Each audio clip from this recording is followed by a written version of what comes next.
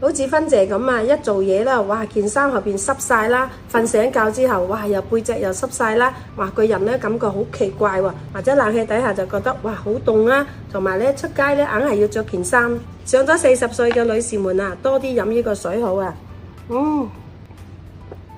佢口感好飲之餘咧，仲要飲完之後個人好舒服㗎。裏邊有咩材料咧？記住佢啊！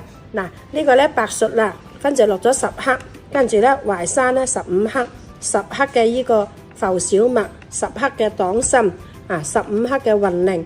呢個五君子湯，呢個係第一個搭配。第二個咧就係呢個白術10克啦，呢個黨參10克啦，加埋呢度4克嘅甘草啦，10克嘅呢個浮小麥，15克嘅雲苓，咁樣去煲就好好㗎啦。就咁用2升壺落佢4碗水，咁樣煲剩咗3碗嘅水到就飲到㗎啦。煲佢40分鐘就最好嘅，可以翻煲㗎。我翻出嚟一飲咗佢成個人舒服啊！